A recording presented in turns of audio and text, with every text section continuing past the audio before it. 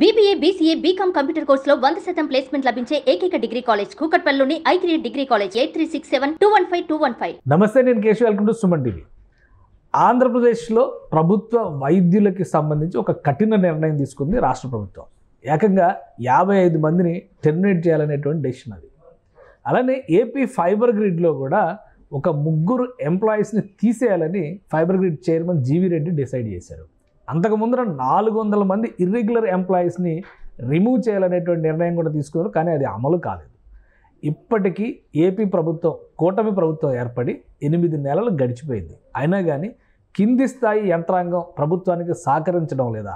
ఈ మూకుమ్మడి తొలగింపులు దేనికి సంకేతం? ఒకసారి విశ్లేషించేటువంటి ప్రయత్నం చేద్దాం. మనతో పాటు అనలిస్ట్ సుబ్రహ్మణ్యం గారు. సుబ్రహ్మణ్యం గారు నమస్కారం. నమస్కారం సార్. ప్రభుత్వం ఏర్పడి 8 నెలలు గడిచింది. అవును, సాక్షాత్తు ప్రభుత్వ వైద్యులుగా ఉన్నటువంటి వాళ్ళని ఒకేసారి ఇంతమందిని తీసేయడం. అవును సార్. వాళ్ళు రావడం లేదు, విధులకు రావడం లేదు, రెస్పాండ్ కావడం లేదు, రకరకాల రీజన్స్ చెప్పారు. కారణం ఏదైనా కానీ ప్రభుత్వం వచ్చి 8 నెలలు అయినా కానీ వాళ్ళ నుంచి సహాయ నిరాకరణ. ఇంకోవైపు చూస్తే తొలగించాలని నిర్ణయం తీసుకున్నా, తొలగించేందుకు సహకరించిన ఉద్యోగులు ఉన్నారు, వాళ్ళని కూడా తొలగిస్తున్నామని చెప్పి ఇంకోవైపు ప్రకటించారు. ఇన్ని నెలలు అవుతున్నా యంత్రాంగం విషయంలో కానీ, గవర్నమెంట్ తీసుకునేటువంటి నిర్ణయాలను దిగువ స్థాయిలో, కింది స్థాయిలో అమలు చేసేటువంటి విషయంలో కానీ సమన్వయం లేదా సమర్థులైనటువంటి సిబ్బంది లేరా?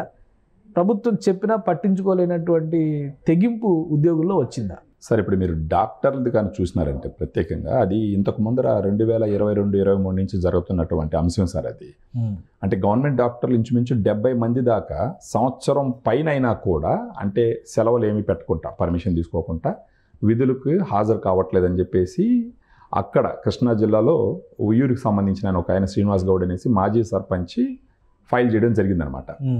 అది తెలుసుకున్న వెంటనే government director of medical council వాళ్ళు ఏం చేసినారంటే, వాళ్ళు నోటీసులు ఇవ్వగానే దాంట్లో ఇంచుమించు ఒక 20 చిల్లర వరకు రెస్పాండ్ అయినారు. సో దానికి తగ్గ కరెక్షన్స్ అవి ఇవి చేసి వాళ్ళు కంటిన్యూ అయినారు.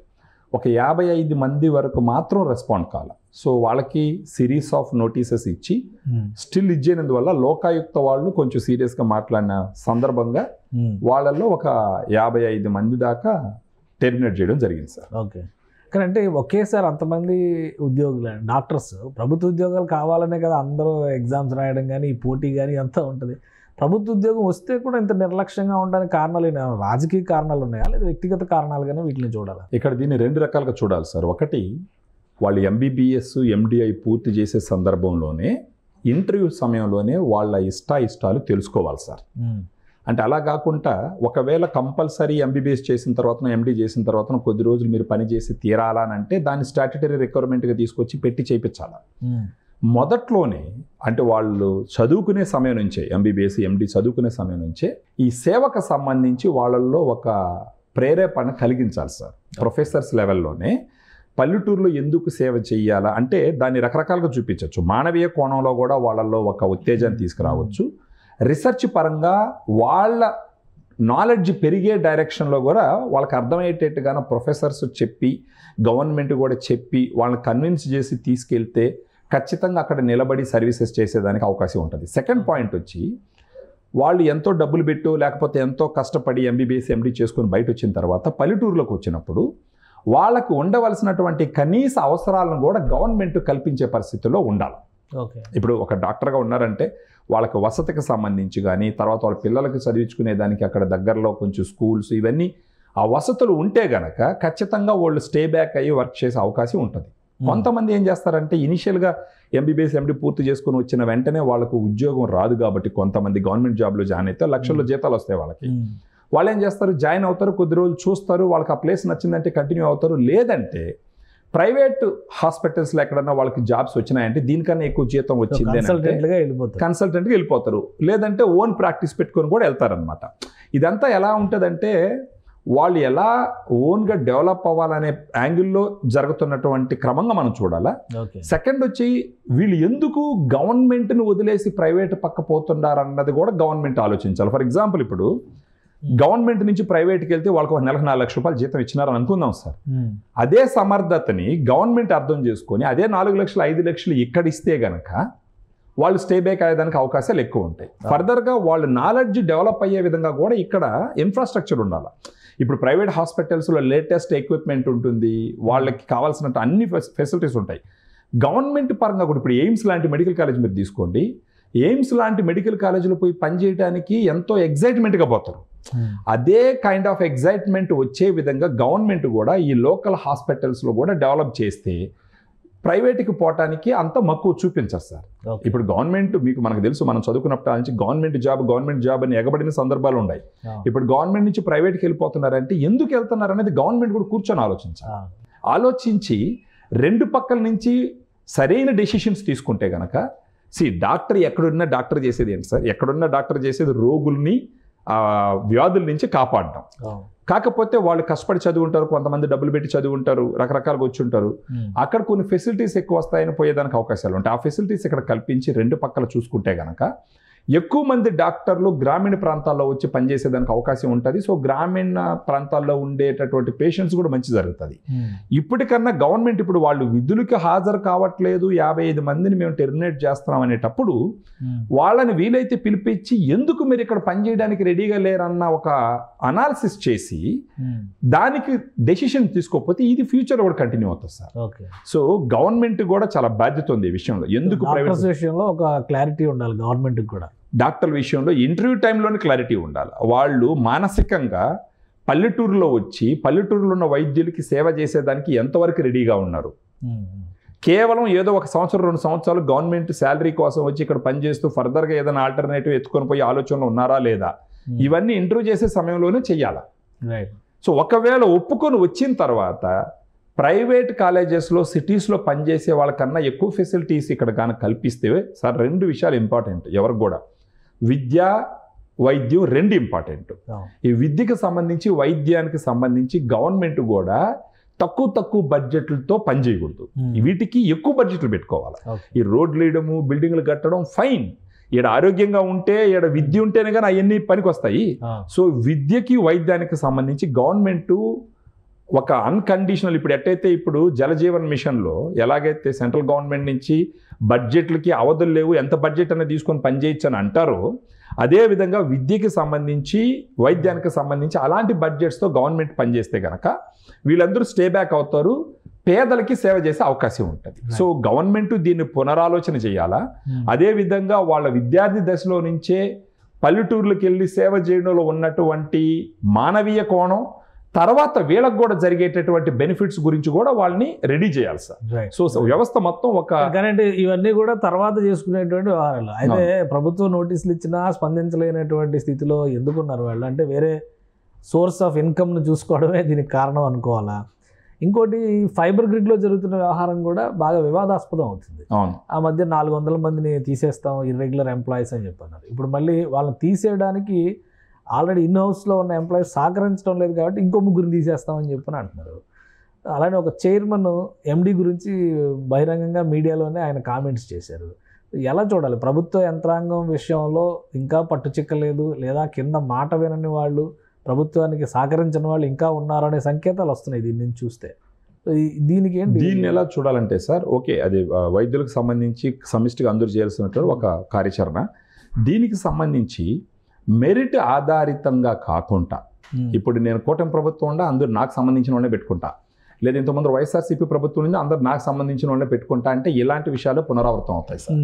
ప్రత్యేకించి ఒక సంస్థల్లో ఈ పార్టీలకో లేకపోతే మా చిన్నాన్న కొడుకో మా పెదనాన్న కొడుకో లేకపోతే నా పార్టీ వాడు మా ఊరోడో మా సందుడో అని చెప్పేసి పెడితే ఇదే విధంగా ఉంటుంది పరిస్థితి. బహుశా ఇంతకు ముందర జరిగిన విషయం ఏంటంటే ఆ పార్టీకి సంబంధించిన వాళ్ళనే వాళ్ళకు ఉన్నటువంటి సమర్థతని ఉన్నా లేకపోయినా తీసుకొచ్చి పెట్టుకొని అంతా ఒక గ్రూప్ ఉండింది కాబట్టి ఇప్పుడు వీళ్ళు రాగానే అక్కడ వచ్చేసి ఒక రవ సహాయ నిరాకరణ వచ్చిందనమాట. అలా కాకుండా మెరిట్ బేసిస్గా ప్రభుత్వాలకి పార్టీలకి సంబంధం లేదు సార్.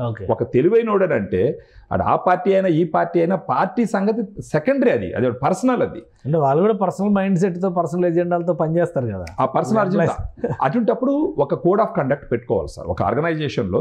ఇప్పుడు ఫర్ ఎగ్జాంపుల్ నేను ఒక పార్టీకి సానుభూతి పరన అనుకోండి, నేరుగా ఐఏఎస్ ఆఫీసర్ సహకరించడం లేదు, మేము చెప్పిన ఆర్డర్స్ ఫాలో అవ్వట్లేదు అని చెప్పి అంటున్నారు. అప్పుడు ఏంటంటే సార్ సామవేద దండోప్రాయం అంటారు.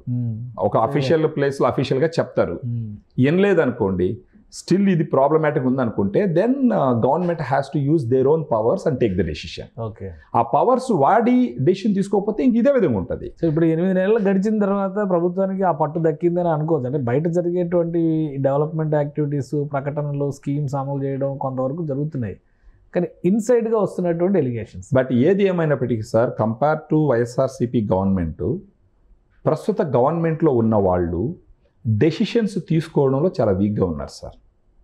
అంటే వాళ్ళంత కఠినంగా ప్రవర్తించట్లేదు. రూల్ పొజిషన్ అని ఆగిపోతున్నారా, లేదా వీళ్ళ ఆలోచన ఎలా ఉందంటే, అంటే ఇప్పుడు రాష్ట్ర నీడు వాంట్ అని ఉంటుంది సార్.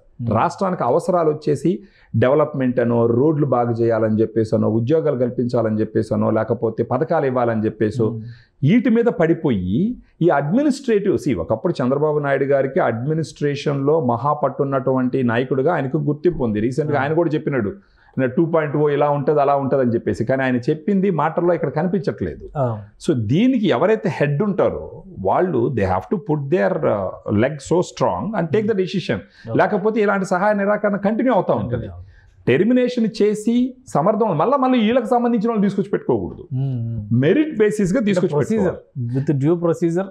నాకు తెలిసి సార్ గవర్నమెంట్ ఆఫీసర్స్లో, ఎందుకంటే గవర్నమెంట్ ఇప్పుడు ఈ రోజు వీళ్ళు ఉంటారు, రేపు ఇంకోరు వస్తారు, లేకపోతే ఇంతమంది రోజులు ఉన్నారు, ఇప్పుడు వీళ్ళు వచ్చినారు, ప్రభుత్వాలు మారుతుంటాయి. కానీ అధికారులు మారకూడదు. యాక్చువల్గా అధికారులు ప్రజలకి సమాధానం చెప్పే విధంగా ఉండాలన్నమాట. సో అలాంటి ఒక ప్లేసెస్లో, అందుకే కదా వాళ్ళు 3rd పిల్లర్ అయింది కాన్స్టిట్యూషన్ ప్రకారం. ఇండియా 4th పిల్లర్ అని సరిగా చేయట్లేదని కామెంట్ చేస్తారు. బ్యూరోక్రసీని ఎవరు కామెంట్ చేయాలి? బ్యూరోక్రసీ సరెండర్ అయిపోయి 2nd పిల్లర్కి మేము చెంచాలుగా పనిచేస్తాం. దురదృష్టకరం. ఎవరు మామూలుగా ఎక్కడ కూడా ఉంటారు సార్. ఇది ఒక ప్రభుత్వం వచ్చిన తర్వాత దురదృష్టం ఏమైందంటే, గత ప్రభుత్వ టైంలోంచి ఇది ఇంకా ఎక్కువైపోయింది. అక్కడ కొంచెం కంట్రోల్ లేకుండా పోవడం వల్ల అదే ఆలోచన ద్వారా ఇప్పుడు కూడా కంటిన్యూ అవుతుంది. కానీ ఇప్పటికైనా సరే కూటమి ప్రభుత్వం చేయాల్సినటువంటి పని ఏంటి అంటే, వీటన్నిటిని పక్కన పెట్టి ఎక్కడెక్కడైతే ఇలాంటి ఒక కలుపు మొక్కలు ఉన్నాయో వాటిని ఇమ్మీడియట్గా తొలగించి మెరిట్ బేసిస్గా క్యాండిడేట్లు తీసుకొని జాయిన్ చేసి ఒకటే చెప్పాలి పదే. మనం కొన్ని సందర్భాల్లో చంద్రబాబు నాయుడు గారు మాట్లాడడం చూస్తున్నాం, కానీ అది ఎంతవరకు ఇంప్లిమెంట్ అవుతుంది అన్నది సెకండ్ క్వశ్చన్. ఏంటంటే ఆఫీస్లో వచ్చేసి మీరు అమ్మా నాన్న లేకపోతే తమ్ముడు చెల్లు అని పిలవద్దు, అవన్నీ ఇళ్ళకాడ పెట్టుకోండి, మీరు ఆఫీస్లో you just be too much professional అని చెప్పేసి అది వాస్తవం. కానీ ఇలాంటి సహాయ నిరాకరణ వచ్చినప్పుడు 8 నెలలు ఇల్లు నిద్రపోవడం కూడా ఇళ్లలో తప్పు ఉంది. అది అసలు టూ మచ్ తప్పు. అది 8 నెలల క్రితం తీసుకున్న డెసిషన్ 8 నెలల తర్వాత కూడా ఇంప్లిమెంట్ కాలేదంటే, వీళ్ళు ఏంటంటే ఒక ఆర్గనైజేషన్ 20 సంవత్సరాలకు ఉన్న ఆర్గనైజేషన్ కాదు సార్. కొంచెం డిలే చేయడానికి 20 సంవత్సరాలు. ఇప్పుడు నేను ఒక కంపెనీ పెట్టినా అనుకోండి, నా ఓన్ కంపెనీ, నేను కూడా don't have luxury to delay. Decisions ఇమీడియట్గా తీసుకొని పోవాలా. వీళ్ళకి ప్రజలు ఇచ్చిన టైం 5 సంవత్సరాలు. మళ్ళీ వీళ్ళు మెచ్చుకుంటే ఇంకొక 5 సంవత్సరాలు వీళ్ళకి దొరుకుతుంది. ఈ 5 సంవత్సరాలు కాల పరిమితి వీళ్ళకి ఇచ్చి వీళ్ళ చేతులు అధికారం పెట్టినప్పుడు 8 నెలలు టైం వేస్ట్ చేసి ఇంకా దాని గురించి డోలాయమానంలో ఉండడం అన్నది కూడా ఒక రకంగా చేతగానితనంగానే చూడాలి. అది అంటే వాళ్ళంత స్ట్రాంగ్ గా డెసిషన్ తీసుకోవట్లేదు అనేది చూడాలి. అది బాగలేదని మీరు చెప్పినప్పుడు ఇమ్మీడియట్గా ఇప్పటికైనా సరే రియలైజ్ అయ్యి వాళ్ళ వల్ల నష్టాలు జరిగినాయంటే ఇమ్మీడియట్గా, లేకపోతే ఏమవుతుంది, రేపు వీళ్ళకి సంబంధించిన వాళ్ళు వచ్చినారు అనుకోండి, వాళ్ళు కూడా ఇదే విధంగా ప్రవర్తిస్తారు.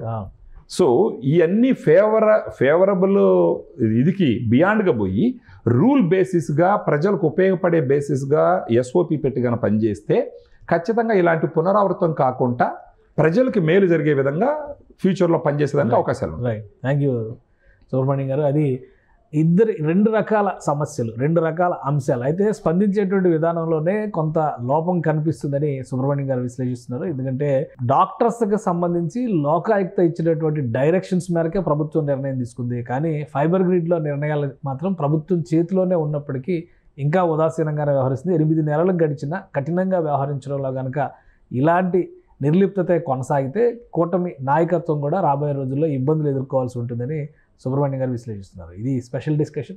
Keep watching. సుమన్ టీవీలో మీ పర్సనల్ అండ్ బిజినెస్ ప్రమోషన్స్ కోసం కింది నెంబర్కి కాంటాక్ట్ చేయండి.